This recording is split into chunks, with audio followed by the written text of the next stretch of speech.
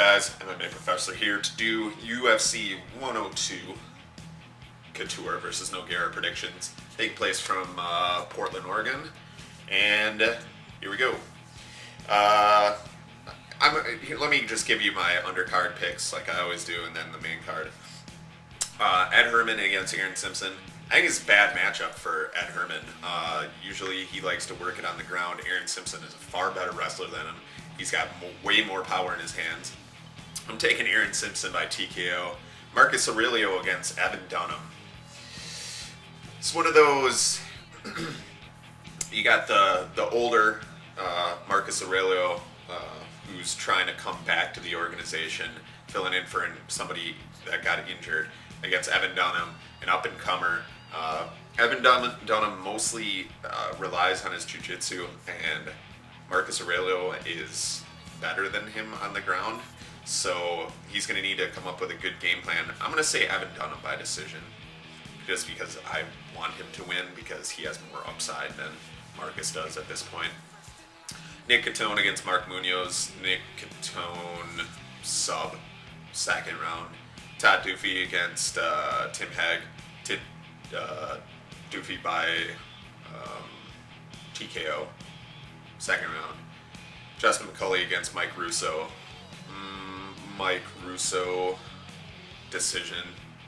Dave Gonzaga, Tursher, or Tucksher, I don't know how you pronounce it. Gonzaga by whatever he wants in the first round, sub, TKO, whatever. Alright, main card. First fight, Krzysztof Szynski against Brandon Vera. I think anywhere this fight goes, Brandon Vera is going to just ignore all the hype. Not really hype anymore about what you think about Brandon Vera. He looked good in his last fight at 205. He's really cleaned up his diet and, got dedicated more to training. I'm going to say Brandon Vera by TKO probably in the second round. Szynski is an okay striker, but he just likes to stand and bang, and he's been susceptible to getting clipped before. I would pick a first round, but Brandon Vera is more of a feeling out, catch openings fighter, and I think Szynski's gonna get TKO'd in the second round. If it does go to the ground, Vera's got it better on the ground anyway, so I don't see Szynski putting him in any precarious situation. Damian Maia against Nate Marquardt. I've been going back and forth on this fight, but Nate Marquardt, he's going to have a good strategy coming in. I think, Greg Jackson's going to have a good strategy for dealing with Damian Maia, and it's going to be obviously involve not clinching with him, not going to the ground with him, obviously.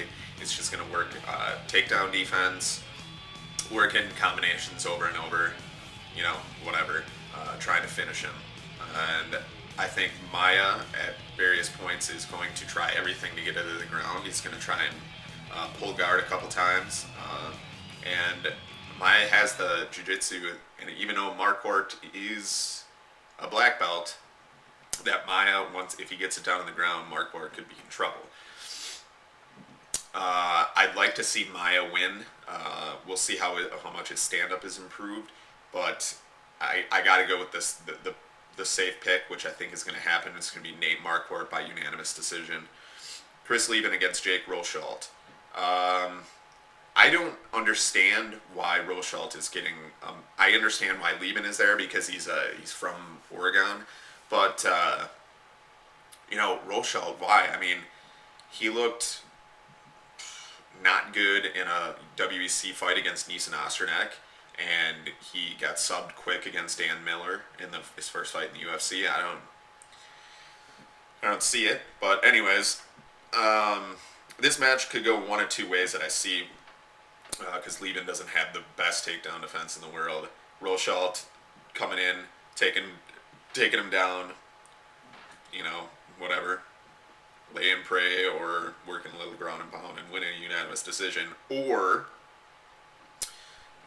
Lieben catching him with a shot because Rosholt has no boxing skills whatsoever, and he likes he gets hit in the face a lot. So, and then that's going to be a mistake against Lydon. So, Lydon by KO in the second round. Keith Jardine against Thiago Silva. I just think on paper this is a horrible matchup for Keith Jardine. I mean, if you look at his fights, everybody that pressures him and comes forward on him, he doesn't know what to do. I mean, he doesn't, even try to fight back or move away, or he just kind of gives up and tries to survive. And that's the kind of fighter Thiago Silva is. And unless Greg Jackson has a better game plan than what Jardine usually brings into the cage, I see Thiago Silva winning by TKO in the first round, and until I'm gonna make Keith Jardine prove me wrong. So Thiago Silva TKO first round. Handy the Natural Couture against Antonio Rodrigo Nogueira. And I've been going back and forth in this, like, constantly.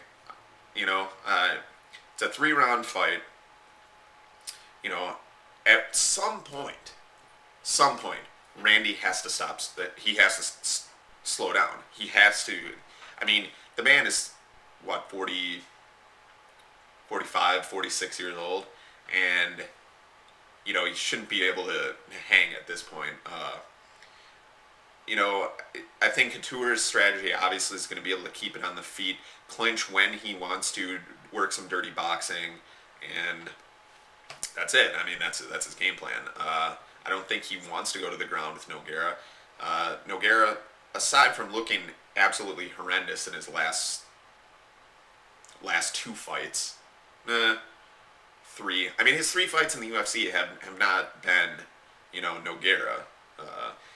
He got, rocked by Herring, didn't look very good in that fight. He was getting owned by Tim Sylvia until he pulled guard and got the guillotine. Destroyed by Frank Mir on the feet, where you could say he had staff. I mean, he looks pretty good in training so far. He looks like he's back to about 235-ish, which is where he fought in Pride. He looks lean. I'm going to go with Randy. He can win this by decision, which is the only way I see Randy winning it.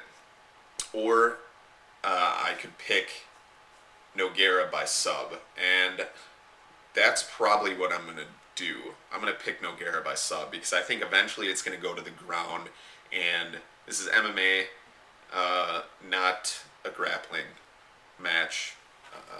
So I'm going to pick Nogueira by sub in the second round.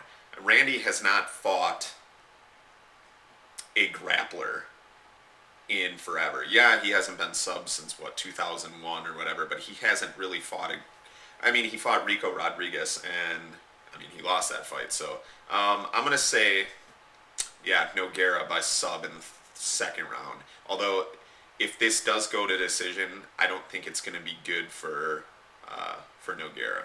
So it's kind of hard to pick a stoppage in this one. See, even now I'm going back and forth. It's hard to pick a stoppage in this one, and you would have to think that if it were to go to the decision, Couture would have the advantage. But you never know. We'll see how good Nogueira's boxing is, but we'll see. Not the greatest card in the world. UFC 103, 104, 105 looking a little better. But should be okay. I'm going to do my WEC 43 predictions next, and a review after this when it's over. So you guys, stay metal. Later.